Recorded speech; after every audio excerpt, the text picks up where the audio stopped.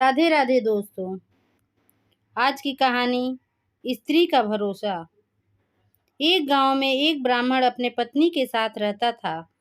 पत्नी मुंहफट थी, इसलिए ब्राह्मण के कुटुंबियों संग उसकी बनती नहीं थी। परिवार में सदा कलह का वातावरण बना रहता था। ब्राह्मण प्रतिदिन के इस कलह से तंग आ गया और सोचने लगा कि रोज रोज की कलह से परदेश जाकर अलग घर बसाकर रहना अच्छा रहेगा। कम से कम शांति से तो जीवन व्यतीत होगा। यह विचार कर वह कुछ दिनों बाद ब्राह्मणी को लेकर परदेश की यात्रा पर निकल गया। मार्ग में एक घना जंगल पड़ा। लंबी यात्रा के कारण ब्राह्मण और ब्राह्मणी दोनों थक गए थे। ब्राह्मणी का प्यास के कारण बुरा हाल था। ब्राह्मण उसे एक पेड़ के नीचे बिठाकर जल की व्यवस्था करने चला गया, किंतु जब तक वह जल लेकर लौटा तब तक ब्राह्मणी ने प्यास के कारण अपने प्राण त्याग दिए थे। ब्राह्मणी को मृत देखा ब्राह्मण बहुत दुखी हुआ। वह ईश्वर से प्रार्थना करने लगा, हे ईश्वर, मैं अपनी पत्नी के साथ नया जीवन आरंभ करने परदेश जा रहा था। तूने उसके ही प्राण हर लिए। कृपा कर भगवान, मेरी पत्नी में पुनः प्राण फूंक दे। ब्राह्मण की प्रार्थना सुन ईश्वर की आकाशवाणी हुई, ब्राह्मण, यदि तू अपने आधी प्राण ब्राह्मणी को दे देगा तो वह जी उठेगी। ब्राह्मण ने अपना आधा प्राण ब्राह्मणी को दे दिया। ब्राह्मणी पुनः जीवित हो गई। दोनों ने पुनः अपनी यात्रा प्रारंभ कर दी। चलते चलते दोनों एक नगर के बाहर पहुँचे। वहां पहुंचकर ब्राह्मण ने ब्राह्मणी को एक कुएं के पास बैठने को कहा और स्वयं भोजन की व्यवस्था करने चला गया। ब्राह्मणी कुएं के पास गई तो उसने देखा कि एक लंगड़ा किंतु सुकुमार युवक रहट चला रहा है। दोनों ने एक दूसरे से हंसकर बात की और एक दूसरे के प्रति आकर्षित हो गए। दोनों अब साथ रहना चाहते थे। इधर जब ब्राह्मण भोजन की व्यवस्था कर लौटा तो ब्राह्मणी को एक लंगड़े युवक से बातें करते हुए पाया। ब्राह्मण को देखकर ब्राह्मणी बोली, यह युवक भी भूखा है, इसे भी भोजन में से कुछ अंश दे देते हैं, हमें पुण्य प्राप्त होगा। ब्राह्मण ने लंगड़े युवक को अपने साथ भोजन करने आमंत्रित किया। तीनों ने साथ साथ भोजन किया। भोजन करने के बाद जब प्रस्थान करने का समय आया तो ब्राह्मणी ब्राह्मण से बोली, क्यों ना इस युवक को भी अपने साथ ले चलें, 2 से 3 भले, बात करने के लिए एक अच्छा साथ मिल जाएगा। वैसे भी तुम कहीं जाते हो तो मैं अकेली रह जाती हूँ। अकेले मुझे भय सताता है। ये रहेगा तो किसी प्रकार का भय नहीं रहेगा। ब्राह्मण बोला, हम अपना बोझ तो उठा नहीं पा रहे हैं, इस लंगड़े का बोझ कैसे उठाएंगे। मेरी मानो, इसे यहीं छोड़ो, हम दोनों आगे बढ़ते हैं। किंतु ब्राह्मणी का हृदय लंगड़े पर आसक्त हो चुका था। वह कहने लगी, इसे हम पिटारे में अपने साथ ले चलते हैं, ये भी कहीं न कहीं हमारे किसी काम आ ही जाएगी। अंततः ब्राह्मण ने ब्राह्मणी की बात मान ली और पिटारे में डालकर लंगड़े को साथ ले गया।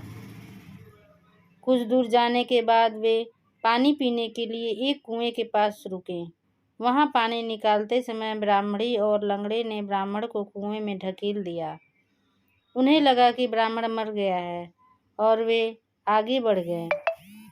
कुछ दिनों की यात्रा के पश्चात वे एक नगर की सीमा पर पहुंचे। लंगड़ा अब भी पिटारी में ही था।